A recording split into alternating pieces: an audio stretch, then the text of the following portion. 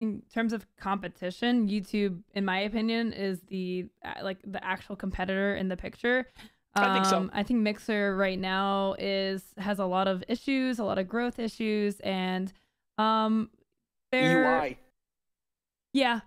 I just think like there's still just such a small piece of the pie right now, where YouTube actually has the creator base. I mean, YouTube itself has way more views and everything, is way more successful than Twitch right now. So if they just push their streaming more and encourage their top creators to stream, like they could easily be where Twitch is at. Like it's I mean, even like when you see Fortnite competitions that are streamed on Twitch and YouTube is right there. Like YouTube is the one to watch out for, in my opinion. But yeah, I mean, but in terms of, you were asking, I guess, would Twitch be willing to snatch people up? I mean, they are, I guess, like they'll probably continue to.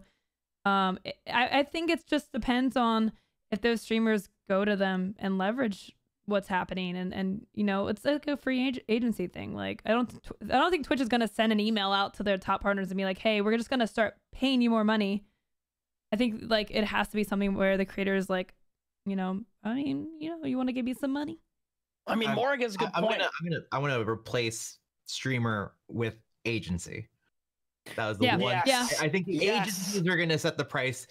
And I mean, when you said it as like, they all have that similar, the breadcrumbs for the agencies. It's the agencies that are going to be setting up these deals. It's the agencies that are going to do the work, because the streamers don't want to do that work. They're just a talent. It's like, a lot of streamers don't have the know-how either. Yeah, exactly. And a lot of them, they're making enough money where a percentage of their income not to have to deal with social media or negotiating contracts, so they can focus on, you know, content creation and maybe take a little bit of that time and get some sleep. You know, if you told me I could take 10% of my income and sleep, I'd be like, where do I sign up? Let's do it. Sure. You know, that's so. Yeah, if I ever, I pay 10% of my income for medication and therapy. So oh my God, I might as well just toss it over to an agency and you know, they just get a good night. We'll get there, Hunter. I promise.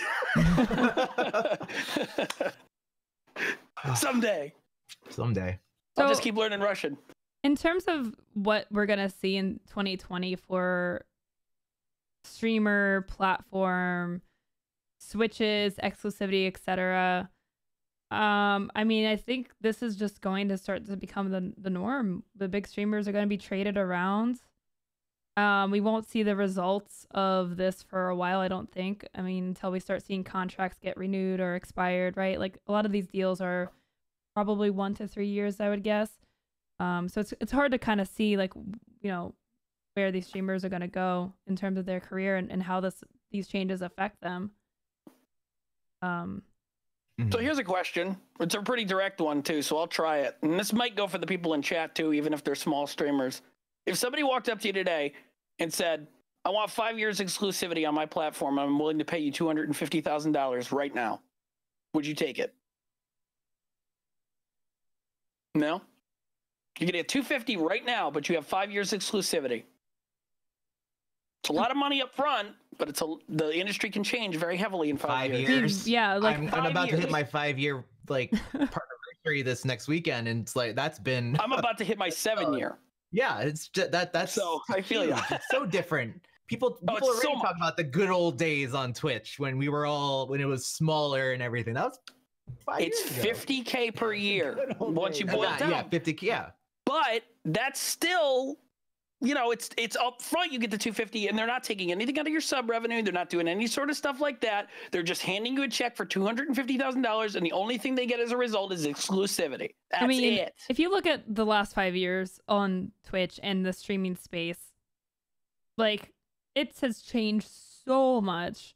It's going to continue to change. I mean, even in the last year, it's just we haven't even talked about the problem with discoverability on Twitch yet. Because, like, there's just so much going on. There's just so many things that are changing so rapidly. I just, like, it's unpredictable. I don't think anyone should sign a deal like that unless they plan on, like, retiring with that money, which that is not enough. I think the only other possible addition that you make to that is if you have, like, treating it like a loan for your business. There you go. That's what I was going for. Exactly, but treating it like a loan for your business, and then take that as a strong investment into a number of other directions or additions you might want to make to your content. The exclusivity is a big anchor that you cannot escape. You are stuck. But if the terms of that contract allow you to do some other interesting things and you get a little creative with it, and then you let's talk streaming exclusivity then. Streaming exclusivity, and there's a certain amount per week, not abnormal of your current streaming schedule, maybe a little bit less, maybe a 3-day a week, 4-day a week, 8-hour stream or something like that. And then it's streaming exclusivity. They're not going to take away from the fact that you might have YouTube videos on YouTube or TikTok videos on TikTok, because that helps grow your brand. As we know, growing in-house on any platform is a bad idea now. And this is exactly what I was going to say. 5 years, and you expand out into other platforms. That's good for that brand that locked you in that platform. Exactly. Is that what Ninja did? Essentially, yes. So wasn't he not streaming on one of the biggest days, like during like the Star Wars thing recently? He just wasn't streaming. Yep. Because he's on Ellen. Like, it's doing an advertisement with Mark Hamill. Right? Yeah. I mean, whoa. That's what streaming is now. Somebody who played Halo alongside of us was sitting with Mark Hamill the day before Star Wars came out. Like, what? Imagine explaining that to yourself in 2013. Imagine explaining that to yourself. You'd be like, hell no, there's no way. I'd be like, you're high. That doesn't make any sense.